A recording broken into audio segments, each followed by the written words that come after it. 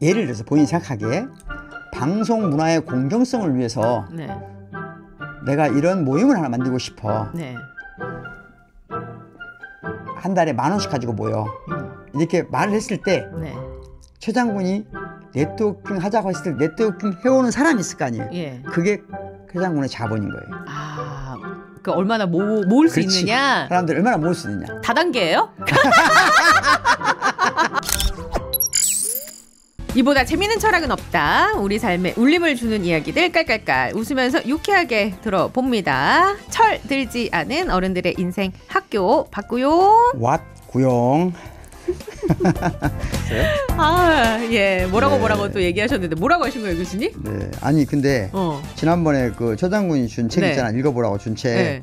최 장군 다 읽고 준 줄 알았더니 앞에 몇 장 읽고 말았네. 그 막 앞에 몇 개 읽다가 네. 교수님이 그랬잖아요. 중간중간 입구도 출구도 없이 읽으라고. 네. 그래서 중간에 또 보면은 막 제가 접어놨어요, 책을. 네. 여기 재밌겠다 하고 접어놓고 중간에 또 읽다가 재밌겠다 해서 접어놓고. 네. 지금은 예. 이게 이 책 보니까 잠깐 그 주의력 집중이란 말 있잖아요. 네. 그게 핵심 포인트인데 이 책에. 주의력 상실의 시대? 뭐 그런 단어들이 또 나오죠. 네, 주의. 뭔가를 주의한다는 거. attention. attention please 하잖아요. 네. 그 attention에 관한 문제인데 예. 이게 굉장히 중요한 주제예요, 사실 철학에서도. 특히 미학에서 중요한 주제입니다. 아, 그래요? 예. 아, 그래서 그 저자가 주장하는 바가 attention, 주의. 네, 네. 주의를 점점 우리가 상실해가고 있다. 그게 어떠한 결과들을 낳는지 네.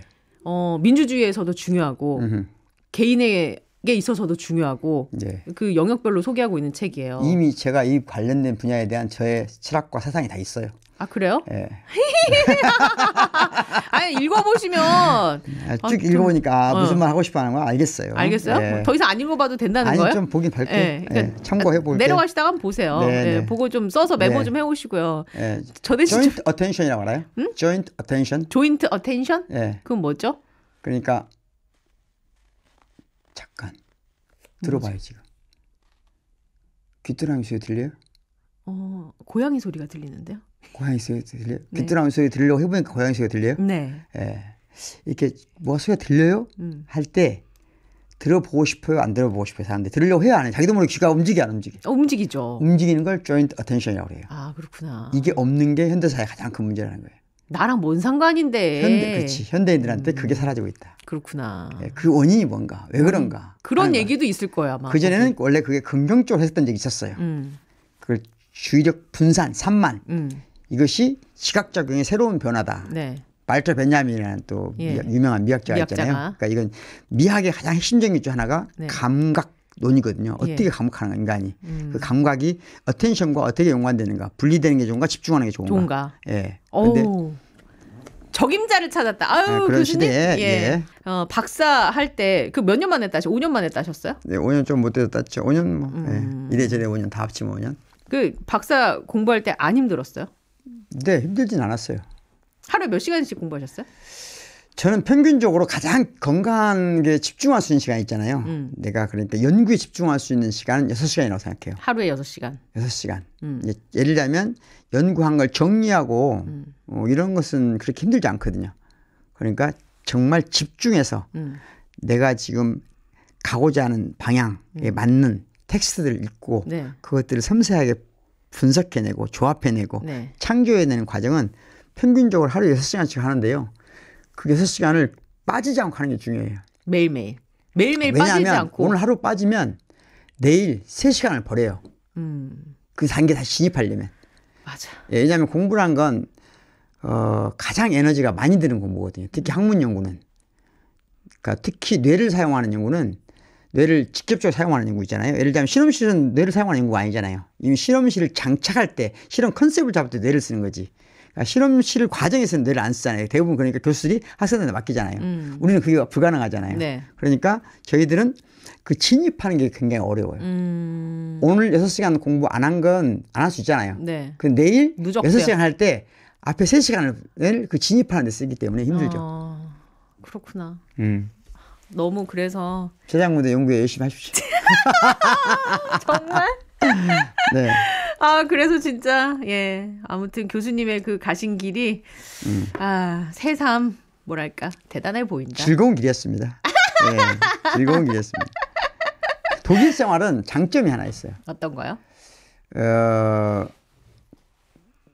뭔가 일이 잘 안 벌어져요. 뭔 일이 안 일어나요. 그날이 그날 같고 그날이 그날 같고. 그러니까 매일 자기 생활을 규율하는 게 좀 쉬워요.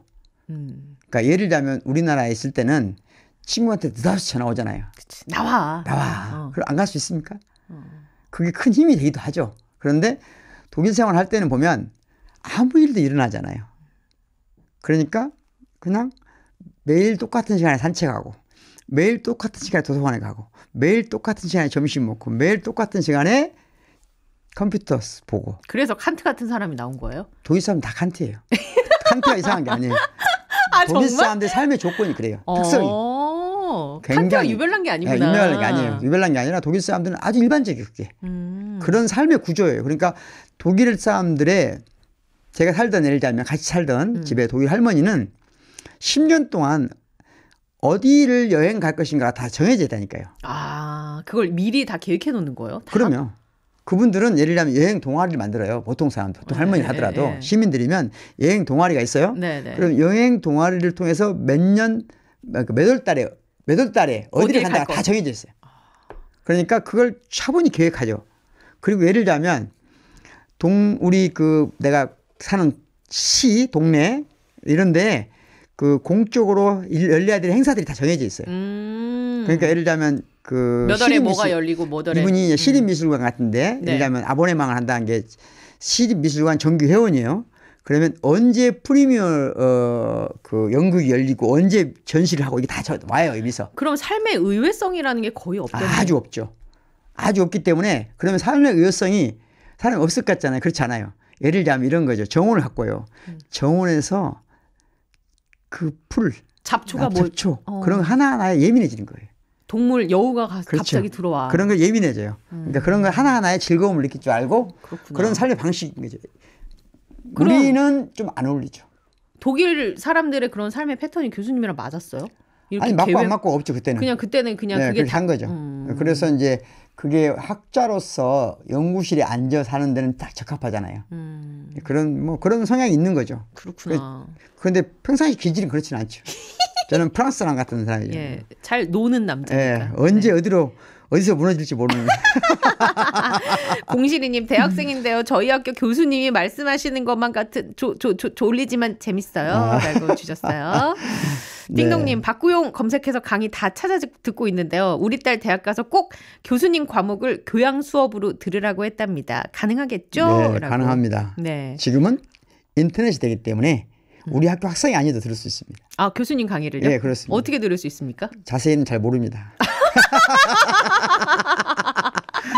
학생들이 알아서 와야죠. 그래요? 네. 그 정도의 성의는 보여주시기 바랍니다. 네, 띵동님. 그렇습니다. 박구영 교수님 강의를 들을 수는 있다고 합니다. 일단 자유시민대학 시민자유대학 네. 큰일 나지. 시민자유대학 광주 시민자유대학 관심 가져주세요. 관심 가져주시고요. 교양 수업도 하세요, 교수님? 네, 하죠. 교양 과목도 가르치세요. 예술, 감성과 미학이라는 과목을. 예술, 감성과 미학. 네. 그럼 어떻게 빨리 마감돼요? 그렇죠, 막? 다. 광클? 네. 아니 이제 그 교과목이 공학 인증제 교과목이에요. 그래서 그러고 말 것도 없어요. 8분반인가 움직이는데 다 꽉 차요. 그래요? 네. 주로 그러면 학생들 이름 같은 거 많이 외우시는 편이에요? 아니면 전혀 안 외워요, 저는. 전혀 안 외워요? 그런 쪽에 관심 없어요. 이름 외우고 막 이렇게 그런 거엔 전혀 관심 사적인 관계가 있으면 모르지만 학생을 다 이름 외워야 될 이유는 없잖아요. 담임 선생님도 아니고 지도 학생도 아닌데 이름을 외워요. 그렇구나. 그러면은 그냥 수업하고 인기가 있는 이유는 뭘까요? 인기가 있다고 내가 생각하는 거죠. 편하게 살려고. 아무튼 그래서 인기가 많은 예술, 감성과 미학을 가르치시는 교수님입니다. 네. 전공은 주로 법철학. 전공은 법철학. 법철학. 학점은 잘 주시는 편이에요? 학생들? 아니요, 냉정한 편이에요. 냉정한 편이에요? 네. 그 퍼센테이지가 정해져 있잖아요. 그거에서 맞게 주는 편이에요. 그거에는 딱 맞게. 네. 그러면 학점 이의 신청이 많이 들어옵니까, 교수님한테? 저는 학생한테 항상 그래요. 의의 신청하는 건 권리니까 해라. 그런데 나한테 지금까지 의의 신청을 해서 받아들여진 경우는 없었다. 한 번도 없었다. 한 번도는 아니지만 그냥 없었다. 없었다. 왜냐하면 이제 좀 너무 많이 하면 힘들잖아, 내가. 그렇죠. 해요. 학생들이 끝나고 나면 지금 하는데 저는 자세히 적어줘요. 왜 너가 이걸 받았는지에 대해서? 그러니까 어디에서 몇 점, 몇 점 다 자세히, 그러니까 그 문제 하나하나 자세히 적어주진 않지만 세부 항목별, 기준별 그걸 다 전해주고 아주 학생이 보기에 되게 그 의신청을 할 때 교수님들이 잘 안 하잖아요. 대충 하잖아요. 자세히 적어서 하나의 모음 답안을 만들어서 딱 정해줘요. 그럼 학생들이 거의 감사하다 그래. 수긍할 수밖에 없이. 아니 이렇게 생각하는 것 같아. 교수님이 나의 의의 제기에 대해서 이렇게 긴 장문의 메시지를 보내준단 말이야. 오케이 거기에, 이 정도면 내가 봐줄게. 이렇게 생각하는 것 같아. 거기에 이제 감동받고. 감동까지라도 이해해 주는 거죠. 이해해 준다. 그래요. 알겠습니다. 근데 좀 예전과 달라진 거는 아이들이 결석을 굉장히 안 하죠. 안 하기도 하는데 해도 당당하게 한다. 그거 당연하다고 생각해요. 이제 그런 거 서류 같은 것도 내면서 당당하게 이제 하는. 아니 이제 제가 학생한테 하는 말인데 결석을 했다고 죄송하다고 말하는 학생이 있어요. 왜 죄송하냐 이게 결석했는데. 왜 선생님한테 왜 결석했는데 죄송하죠? 죄송할 일이 하나도 없다. 학생은 그냥 자기 일이 있어서 결석한 거죠. 그냥 그걸로 끝인데. 그걸로 끝이에요. 뭐 죄송하고 감사할 일도 학생이 내 수업에 들어왔다고 감사할 일도 아니지만 수업에 안 들어왔다고 해서 죄송할 일도 없죠. 그렇죠. 맞아요. 나는 그 결석한 거에 대해서 그냥 평가할 뿐이에요. 예? 그런 것은 정서적으로 윤리적인 문제가 아니라는 거죠. 맞습니다. 그거는 옳고 그름의 문제가 아니다. 전혀 아니에요. 그 학생의 개인적인 삶이에요. 조음도 아니에요. 그냥 개인적인 삶의 결정이고 성인이면 그 책임을 져야죠. 물론 초등학생의 경우는 학생이 교사가 그런 훈련을 시키기 위해서 도덕적 감정을 들게 할 수 있도록 덕을 키우기 위해서 훈련시킬 수 있어요. 덕을 키우기 위해서. 덕성을 키우기 위해서. 덕성을 키우기 위해서 초중등 과정에서는 교사가 그런 식의 훈련을 시킬 수 있어요. 덕성. 그러나 대학의 교수는 그러면 안 되는 거예요. 대학 교수는 왜 그러냐면 가장 중요한 게 학생을 독립된 인격체, 대등한 인격체로 서로 존중하는 훈련을 하는 게 중요한 거예요. 그런데 교수가 학생보다 인격적으로 우위에 있다는 사고방식 가지면 안 되는 겁니다. 버려야죠. 그것은 학생들에게 올바른 교육적 태도가 아니에요. 올바른 교육적 태도가 아니다. 올바른 교육적 태도란 대학교 교수란 서로가 대등하다. 서로의 행동에 책임진다 하는 거예요. 예를 들자면 내가 수업 시간에 임의로 통보 없이 늦게 온다면 미안하다고 해야지 학생들한테. 그건 내 약속이니까. 근데 학생은 약속한 건 아니거든 나한테. 다른 거죠. 예, 알겠습니다. 왜 혼을 내고 그러세요 저한테.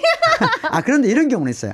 학생이 공동으로 발표를 하기로 했는데 안 나온다든가 오늘 발표 시간에 안 나온다든가. 그건 민폐죠. 근데 사실. 그럴 경우는 가혹한 정도로 가혹할 정도로 학점에서 그 평가를 받아야 된다 생각해요. 그것도 그 학생 인격적으로 무시할 발언을 해서는 안 되죠. 그런 경우에조차도. 그냥 점수로 평가를 하면 되는 거니까. 말해줘야 되죠. 학생은 이런 경우는 남의 동료 학생들에게 피해를 줬기 때문에 이에 대해서 합당한 처분을 받아야 된다.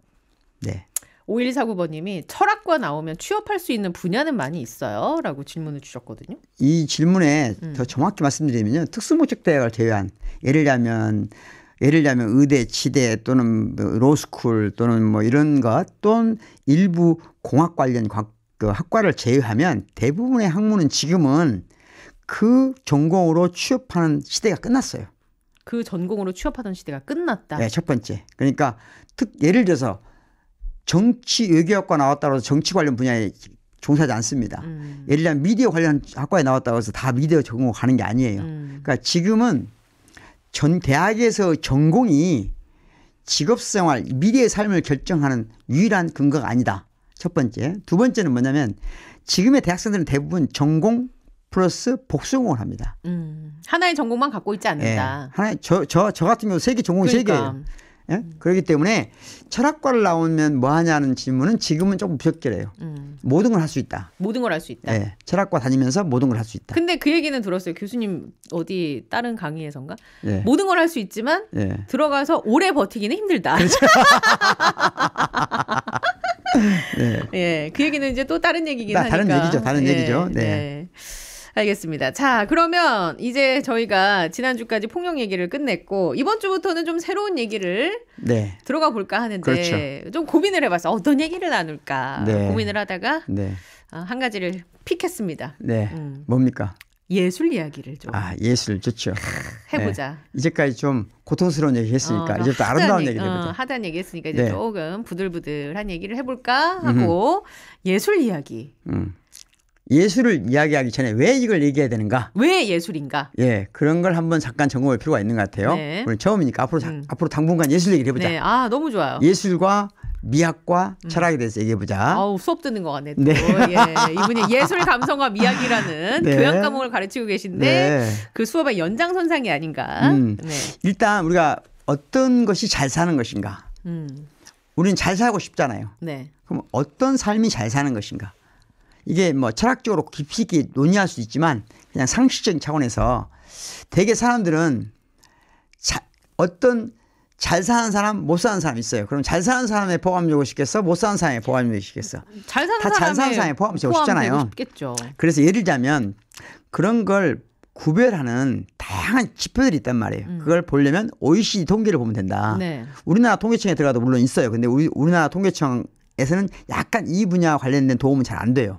OECD 통계를 보면 OECD가 제공하는 통계는 언제든 지금 들어가서 볼 수 있습니다. 네네. 볼 수 있는데 들어가 보면 모든 기준에 세 가지로 주로 나눠져 있어요. 네. 그러니까 상위 30%, 중위 40%, 네. 하위 30%. 이건 통계를 내는 방식이 물론 5개로 나눌 수도 있고 6개로 나눌 수도 있고 다 나누는 방식이 달라요. 그렇지만 가장 일반적인 거예요. 사회적인 지표로.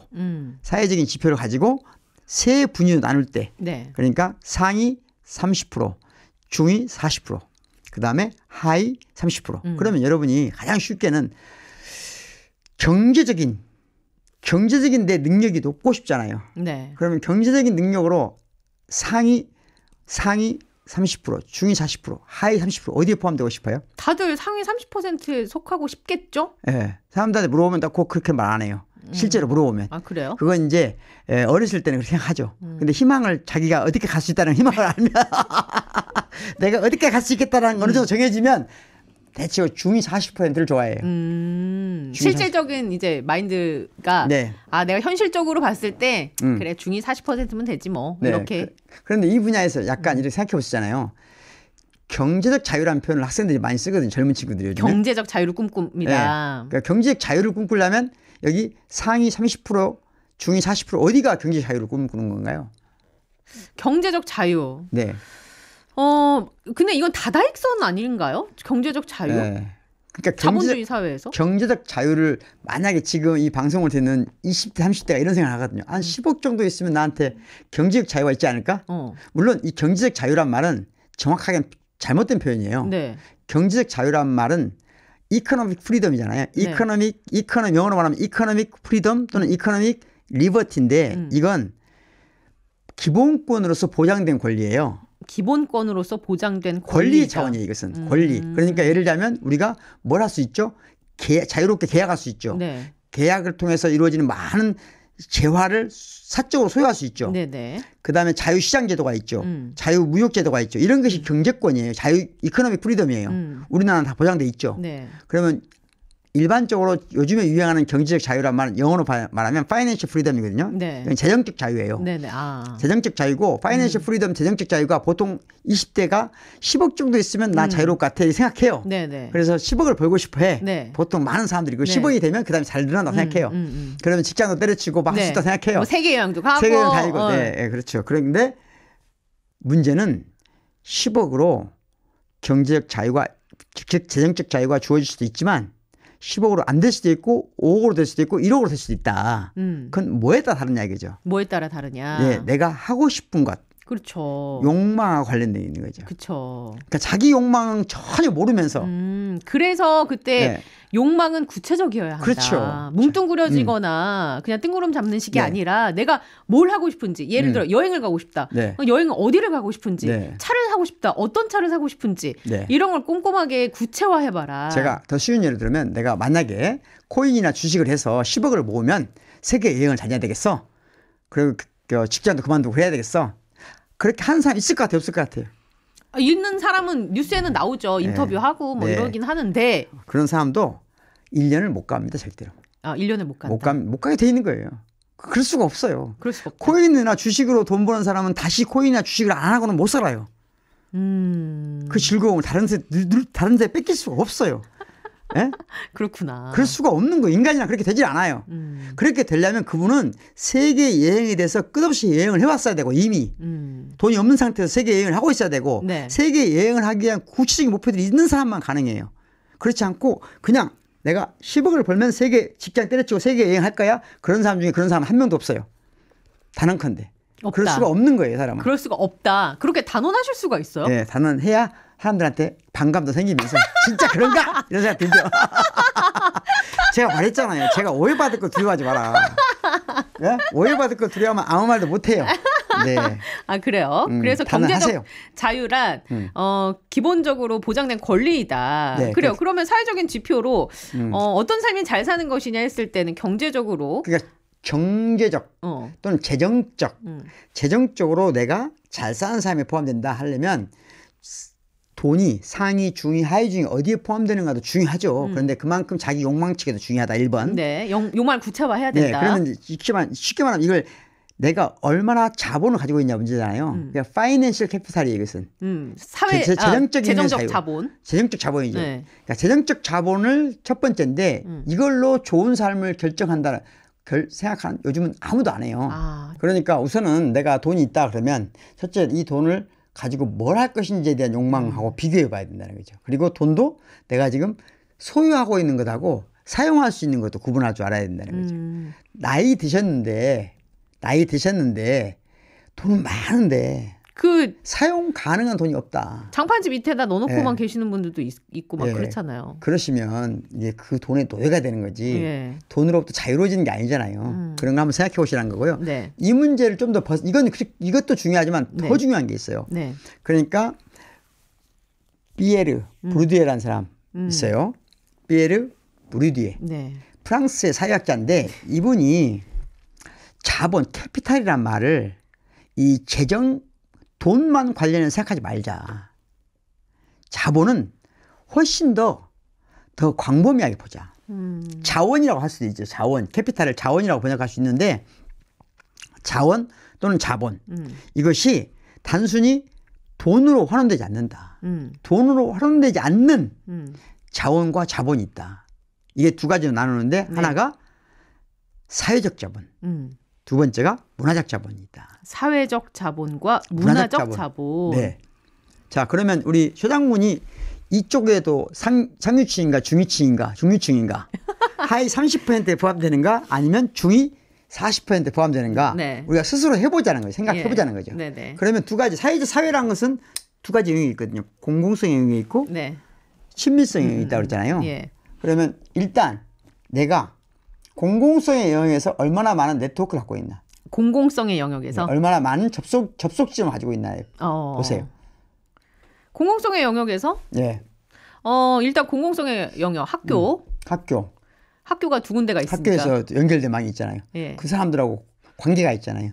그걸 내가 연결시켜 코드를 뺐다 넣었다 할 수 있는 이런 게 많으면 많을수록 당신은 자본이 많은 거예요. 네. 직장 네. 내에서. 그러면 본인이 예를 들면 이제 직장에서 있고 다 많이 있잖아요.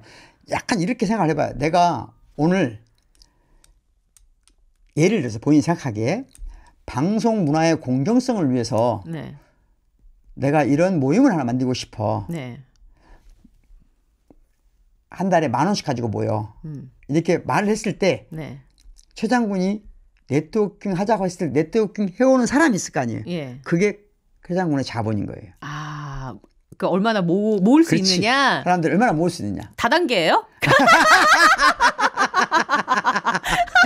다단계예요, 다단계? 네, 사람들이 그러니까 아주 작은 일이에요. 아주 작지만 네. 예를 들면 예전에 제가 어렸을 때 보니 그렇더라고요. 제가 살던 순창에서 마을에 중요한 사건이 생겼어. 그럼 누군가가 아무나 이걸 공론장에 내세운다고 하지를 못하는 거예요. 선뜻. 네. 네트워크가 약해서. 그걸 말할 수 있는 사람이 따로 있는 거예요. 그 사람이 마을의 지배자예요, 사실은. 이장도 하고. 네, 이장도 좀 하고 뭔가 경력이 있어야 되는 거죠. 또 오늘날은 그게 누구에게나 열려 있다는 거예요. 열려 있는데 사실 이거 쉽지 않아요. 쉽지 않죠. 쉽지 않아요. 그러니까 이 사회적 캐피탈이 얼마나 많냐는 내가 현재 맺고 있는 사회적 관계의 양과 질 플러스 내가 새로 언제든지 만들 수 있는 사회적 관계망 이 두 가지예요. 그리고 예를 들면 제가 광주 시민자유대학 만들자고 네, 했을 때 선뜻 같이 연결된 사람들. 네. 지금 예를 들어 제가 이 방송을 하는 이유도 사회적 캐피탈을 늘리는 과정이에요. 제가 광주 시민자유대학 합니다. 관심 가져주세요. 네. 그러면 이 왓구용 박구용 최장군을 듣는 많은 분들이 관심 가져주시고 또 심지어 후원해 주시고 이런 과정에서 저의 캐피탈도 늘어나고 그분도 후원을 하는 분도 자기 연결망이 생기는 거잖아요. 그게 상호적이에요. 그래 항상. 예. 그러니까 제가 만약에 광주 시민자유대학을 만들려고 해서 많은 사람이 모였는데 그걸 제 거로 만들잖아요. 그러면 많은 다른 사람들은 여기에 사회적 자산을 늘리는 게 아니라 소비해버리는 게 되잖아요. 그렇죠. 그러면 제가 나쁜 사람이 되는 거죠. 예. 그러니까 이건 항상 모든 사람이 연결돼서 상호적이라고 하는 것이 미래사회가 지향하는 현대사회가 지향하는 사회적 네트워크의 가장 중요한 특성이에요. 미디어도 그렇잖아요. 네네. 일방적일 수가 없잖아요. 그렇죠. 그래서 지금 댓글 읽고 계시잖아요. 예. 상호적이어야 된다. 그래서 그렇습니다. 그러니까 사회적 자본을 늘리는 방법이죠. 그래서 교수님이 그거 만든다고 했을 때 선뜻 나서준 분들이 많이 계셨습니까? 엄청나죠, 제가. 본인은 많았다. 사회적 관계망이 두터웠다. 저는 그래서 항상 제가 엄청난 자산가라고 생각해요. 실제로 전 세계에서 광주 시민자유대학 같은 학문과 예술을 연구하는 시민들의 자율적인 대안 조직을 만든 사람은 없어요. 유일하다. 유일하기까지는 아니지만 나밖에 없다. 유니크하다. 자본가네, 자본가야. 그렇죠. 저는 자본가라고 생각합니다. 예. 좋아요. 그다음에 마지막이 문화적 자본이에요. 친밀성 얘기 안 했는데 친밀성 얘기 안 했어요. 그러네. 이제 방금 말한 대로 공공성에서는 그렇고요. 네트워크를 잘 봐라. 그렇죠. 내가 가용할 수 있는 네트워크를. 그다음에 친밀성역은 내가 친한 사람의 수예요. 사적으로 친한 사람? 네. 친한 사람. 친한 사람의 수가 그 사람의 캐피탈이에요. 그런데 이때 조심해야 되겠어요. 여러 번 얘기했지만 한 사람이 친한 사람의 이 사람은 진짜 친한 사람이고 다른 사람은 가짜 친한 사람이다. 이런 식의 사고방식이 있거든요. 예전에는. 그런 생각 벗어나야 돼요. 진짜 친구야. 가짜 친구야. 이런 사고방식 벗어나야 돼요. 가짜 친구와 진짜 친구의 구별은 이제 없어요. 이건 나중에 기회 되면 제가 또 제가 관련된 논문을 썼기 때문에 네네. 친밀성. 네. 친밀성이란 것이 어떤 식으로 변화되고 있는가. 기회 되면 다시 또 길게 한번 설명을 심도 있게 하고요. 심도 있게. 아무튼 가장 쉬운 말은 여러분이 사회적 자본 중에 하나는 첫 번째 사회적 관계 네트워크를 얼마나 가지고 있느냐 또 얼마나 형성할 수 있느냐. 두 번째는 사적인 영역에서 여러분이 친하다고 생각하는 사람 지금 눈 감고 써보세요. 그 숫자만큼이 여러분의 자본입니다. 근데 그 뭐 공공성과 친밀성이 교차하는 지점도 있겠네요. 당연히 그렇죠. 대부분 교차하죠. 예를 들면 지금 최장군하고 저하고 공공적인 영역에서 만났잖아요. 공적인 영역에서 만나서 사적인 영역에서 친하잖아요. 그런가? 그런 사람이 많죠. 네. 그런데 이게 되게 저는 한 사람하고 모든 걸 다 하는 스타일이 아니에요. 그런 시대가 끝났어요. 그런 걸 지향하면 안 돼요. 오늘 점심 때 이 친구하고 친하게 밥 먹었잖아요. 저녁에 다른 친구하고 또 친하게 밥 먹을 수 있잖아요. 이런 시대에 살고 있다. 아침, 점심, 저녁을 모두 한 사람하고 먹을 이유는 없잖아요. 근데 이제 이거는 교수님의 성격이 그렇기 때문에 또 그런 걸 수도 있어요. 그럴 수도 있는데요. 이것은 제가 나중에 설명드리겠지만 사회가 그렇게 변동되고 있다. 사회는 그런 쪽으로 가고 있는 건 맞을 수도 있는데 뭐 개인에 따라서는 또 그런 삶의 패턴이 힘든 사람들도 있을 수 있다. 당연히 있죠. 그런데 그걸 또 강요하는 것도 그렇죠. 강요는 안 하는데 사회의 변동을 따라가지 못하면 고통받는 사람 누구예요? 내 자신이다. 그렇죠. 그러니까 의식이 지체되면 내가 그 부분에서 제가 물어봤어요. 왜냐하면 자꾸 이제 그런 시대에 살고 있다라고 얘기를 하시니까 20대에 다른 나라 친구에게 인도네시아에서 온 친구에게 너의 그 접속과 해제는 혹시 이런 패턴이니? 라고 물어봤더니 그 친구는 자기는 아니라는 거예요. 자기는 20대이고 다른 나라에서 왔고 뭐 여러 가지 문화적 환경이나 이런 게 다 다르지만 자기는 한 사람 혹은 소수와 친밀하게 교류하면서 뭐 비밀도 서로 공유하고 사적인 고민을 털어놓고 이런 관계가 자기는 개인적으로 더 편하다. 그래서 세대로 친밀성의 교류 방식이 변하고 있다라고 뭐 단정을 짓는다든지 이렇게 나누는 거는 자기가 봤을 때는 좀 무리가 있을 수 있다라고 네. 인도네시아에서 온 친구 아정이 그렇게 얘기를 하더라고요. 네. 제가 이제 주변에 다 물어보고 좋은 말씀이에요. 네. 그럴 수 있죠. 그런 의견도 다 정당하고. 다만 제가 더 강력하게 말하는 이유는 이건 자, 그 학생이 조금 지났다고 쳐봐요. 지금 내가 20대에 친하게 한 친구가 지내서 30대도 가고 40대도 가고 50대도 갈 수 있는 시대가 있었어요. 예전에는. 지금은 그런 시대가 되는지 안 되는지 경험해보면 알아요. 그렇지. 그건 네? 또 그래요. 그렇죠. 당연히. 그랬을 때 지금 제가 말하는 얘기를 이해하고 그럴 수도 있겠다 생각하면 나중에 받게 될 데미지가 적어요. 근데 그 지체된 의식을 정당화시키기를 계속 하게 되면 나중에 큰 데미지가 온다. 큰 고통을 이해하지 못하고 받는다 하는 거예요. 특히 이제 한 사람하고 밀도 있는 친밀성을 구축하고 다른 친밀성을 구축하지 않았는데 그 친밀성에서 뭔가 금이 가기 시작하면 이제 멘붕 오는 거죠. 정서적으로 혼란이 굉장히 크게 오거든요. 그런데 오늘날 현대 사회의 삶이 과연 그렇게 살아갈 수 있는가? 우리가 이 친구가 쭉 가는 게 가능한가? 아니 보통 누구나 다 어렸을 때 예를 들면 저는 아주 어린 친구들끼리 우리는 반드시 40이 되면 고향에 같이 오기로 모든 직장을 그만두고 40대 중반에 오기로 약속했어요. 진짜로요? 네.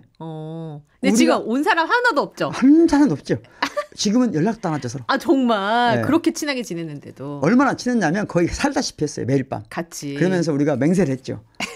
20대 때 헤어지면서 40대 중반이 되면 반드시 이 자리에 모여서 우리가 이 마을을 지키자. 5명이서 그랬어요. 그런데 지금은 연락을 하나도 안 해요? 연락 물론 하죠. 연락은 가끔씩. 그런데 그런 친밀성은 이제 없죠. 근데 그걸 당연한 것을 받아들여야 되잖아요. 근데 아직도 계속 그런다고 전화한 친구가 있으면 어떻게 되겠어요? 그것도 이상한 거다. 그렇지, 이상하지. 아직도 그런 친구가 계속 있다면 어떻게? 우리 오감자 PD도 저도 대학교 가면 오피스텔 얻어서 같이 살자고 하던 초등학교 친구 있었는데 먼저 시집 가서 이번에 며느리까지 왔다고? 와, 이제 와서 같이 살자면서 네. 자기가 와 내가 미쳤냐? 우리 오감자 PD 충격이다 충격. 와 진짜 대박이네. 아니, 이게 자연스럽잖아요. 근데 이게 점점 좀 많아진다는 거죠. 그렇구나. 예전에는 한 마을에 살았기 때문에 이게 가능한 거예요. 한 마을에 태어나서 네. 한 사람하고 친하면 그래요. 그 인생 자체를 그 친구가 사는 거거든요. 그렇지. 그래요. 그래서 그러면 친밀성의 구조 변동, 네. 그 친밀성 생산의 구조 변동, 네. 나중에 네. 다 자세하게 네. 얘기해 주세요. 저는 이제 논문을 이제 봐서 네. 어떤 얘기 하실지는 알지만, 네. 재밌는 얘기긴 해요. 이거 되게 재밌더라고요, 네. 저는. 이제 마지막으로 이제 문화적 자본. 문화적 자본에서 차이잖아요. 그러면 문화적 자비력 차이에서 이게 이제 구별짓기라는 유명한 책이 있는데 피에르 부르디웨가 네. 이제 문화적 자본도 언급을 한 거죠. 네, 그래서 예를 들자면 우리가 이런 예를 들어볼게요. 사람들이 지금 마트를 가요. 그럼 사람들이 갑자기 안 보던 게 보여. 나는 술을 좋아해. 그래 나는 항상 뭘 마셨어? 소주를 마시거나 막걸리를 마셨어. 네. 근데 어디선가 위스키를 팔아. 위스키 팔아. 뭐 어쩌다 한 번씩 돈 있으면 위스키 마셨어. 오케이. 그런데 와인 매장이 생기네. 어쩌다가 한 잔 얻어먹어 봤는데 한 번 사다 먹어봤는데 나는 머리도 아프고 그래. 그래서 그냥 나는 내 술은 아니구나 하고 지나갔어요. 그런데 계속 와인 매장이 커지면 점점 커져서 내가 좋아하는 맥주, 소주, 막걸리를 파는 매장은 작아지고 와인 매장이 점점 커지면 사람은 어떤 느낌이 들까요? 와인이 인기가 있어지나? 한번 가볼까? 그럴 수 있죠. 네. 그런데 이제 와인 매장을 내가 가게 됐어. 그러면 옆에 또 고급 와인 매장이 생겨. 그러면 여기는 이제 내가 10,000원, 20,000원짜리 사 먹었는데 100만 원, 2만 원짜리만 따로 취급하는 와인샵이 생겼어. 네. 자, 이런 식으로 문화적 구별짓기가 상류층으로부터 계속 일어난다는 거예요. 교수님 그러면 이 문화적 자본 얘기를 여기까지만 하고 네. 다음 주 조금 더 자세하게 그 네. 이야기부터 더 나눠보도록 알겠습니다. 할게요. 예. 아무튼 재미있는 얘기였고요. 조심히 돌아가세요. 고맙습니다. 고맙습니다.